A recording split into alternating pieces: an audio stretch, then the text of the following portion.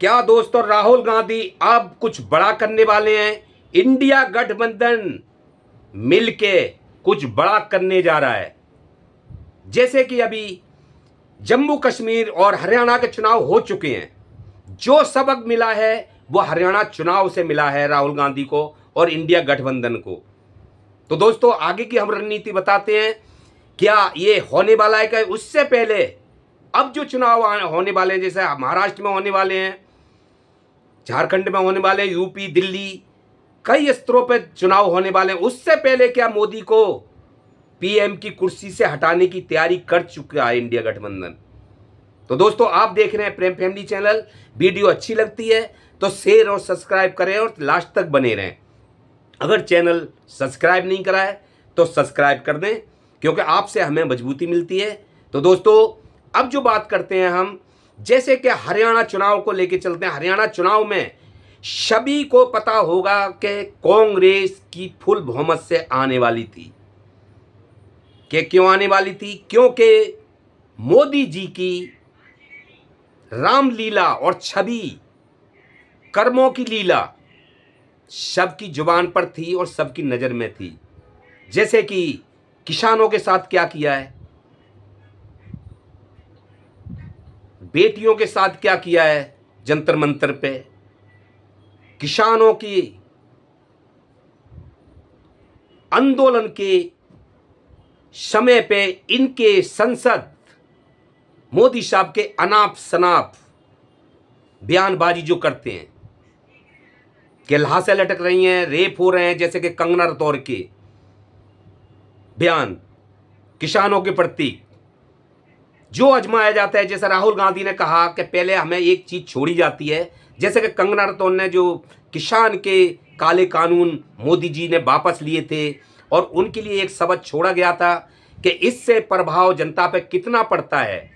राहुल गांधी ने कहा था कि ये संसद को आगे करा जाता है और वो उसको बयान अपने शब्दों को छोड़ते हैं जनता के बीच में कि इस पर असर कितना होता है।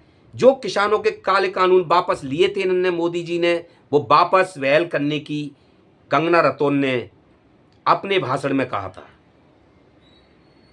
तो ये देखना ये होता है कि जनता पर कितना असर हो रहा है, जनता कितनी भड़क रही है या चुपचाप है, सहन कर रही है। तो दोस्तों, मोदी जी का जनता के लिए, किसान हो चाहे वो गरीब हो अमीर हो, गरीब अमीरों का तो होगा जो भी होगा, लेकिन गरीब के लिए, मिडिल क्लास के लिए ऐसा कोई काम नहीं था मोदी जी का, जो कि हरियाणा में मोदी जी की जीत होने की संभावना हो। फुल बहुमत से राहुल गांधी कांग्रेस जीतते जीतते और पीछे हो गई। आपने देखा होगा चंडीगढ़ में मेयर चुनाव थे। मेयर चुनाव में बीजेपी ने अपना मेयर जबरदस्ती बैठा दिया। आम आदमी पार्टी के 8 बूथ कैंसिल करे मसीह जी ने, जिन पे सुप्रीम कोर्ट में केस भी हुआ और उन सुप्रीम कोर्ट ने आम आदमी पार्टी का चंडीगढ़ में मेयर बैठाया। फिर तो क्या यही धांधली हरियाणा में भई है? जैसे कि 33 सीट लेकर के आ रही हैं,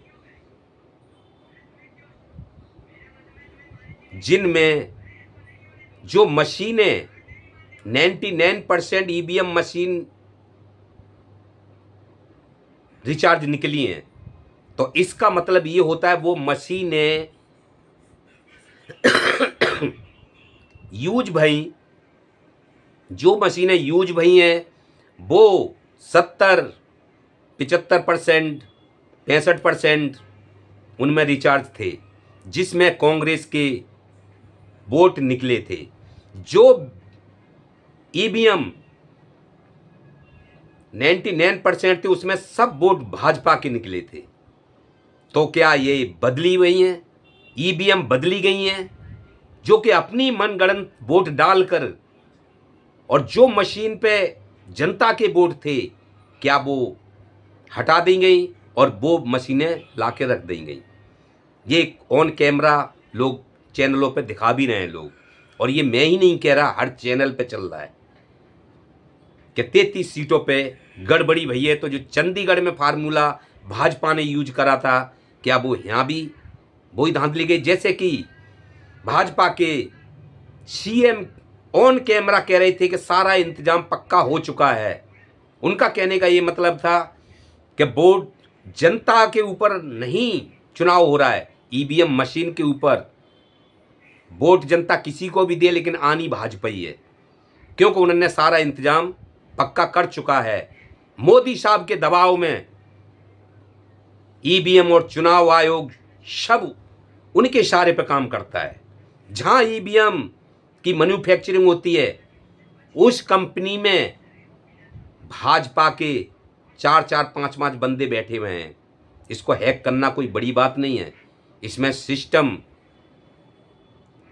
रचना कोई बड़ी बात नहीं है। तो दोस्तों, क्या जो चंडीगढ़ में हुआ था वो ही कारनामा हरियाणा में हुआ है? कांग्रेस फुल बहुमत से आते आते और कांग्रेस की हार हो गई।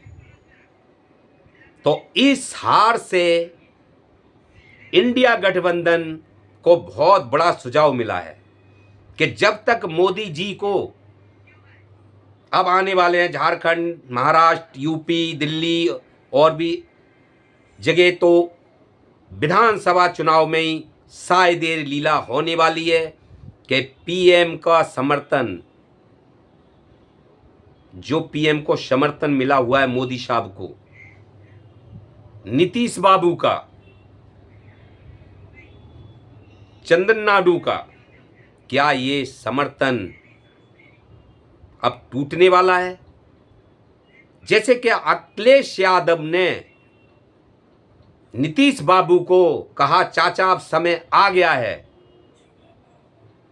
कि आप भ्रष्ट पार्टी से अपना समर्थन वापस लें। क्या इंडिया गठबंधन नीतीश बाबू को देश के पीएम पद का ऑफर करने जा रहा है? क्या ये हो सकता है? हो सकता है, कुछ भी हो सकता है।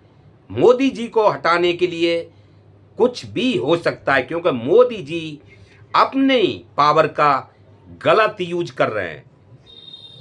गलत यूज करके, ये मैं नहीं कह रहा, हर चैनल पे चल रहा है, गलत यूज करके ईडी, सीबीआई, चुनाव आयोग, जितनी भी एजेंसियां हैं, सब अपने अंडर में, दबाव में बना रखी हैं और सब मोदी साहब के इशारे पे काम करती हैं।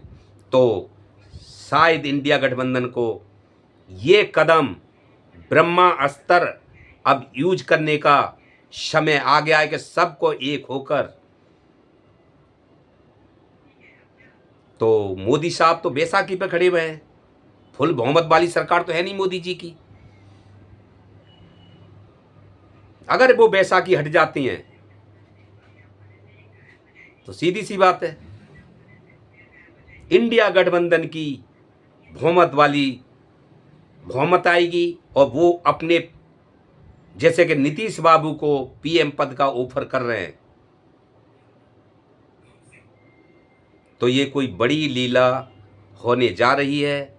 क्या बीजेपी के साथ भाजपा के और मोदी जी को हटाने की फुल तैयारी, क्योंकि हर तरह से जनता राहुल और इंडिया गठबंधन के साथ खड़ी है, फिर भी मोदी साहब कैसे जीत जाते हैं? ये कौन सी एक जादू की छड़ी है क्या?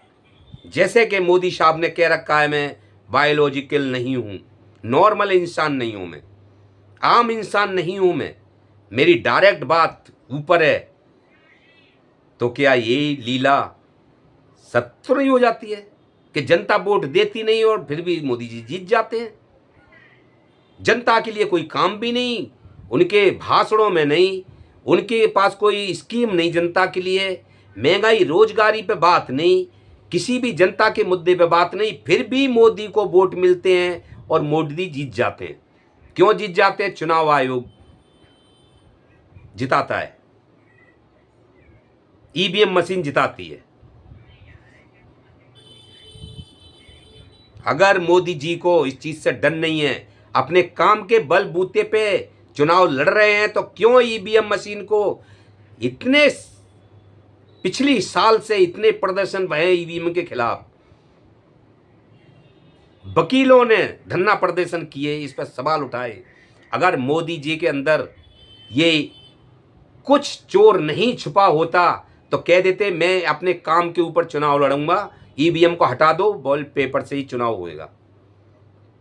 क्योंकि मोदी जी को अंतिम समय में हर हाल में जीतना है, चाहे वो लोकतंत्र खत्म करना पड़े, चाहे वो जो मर्जियां देश की आर्थिक व्यवस्था बिगाड़नी पड़े, विपक्ष को खत्म करना पड़े, ईडी द्वारा, सीबीआई द्वारा जो मर्जियां कदम उठाना पड़े, लेकिन अंतिम समय में मोदी जी को सीट से हटना नहीं है और जीत के दिखाना है, चाहे वो हेरा फेरी करनी पड़े, चाहे कुछ करना पड़े। उनको पता है कि सारी एजेंसियां मेरे अंडर काम करती हैं और मेरी सुनेंगी।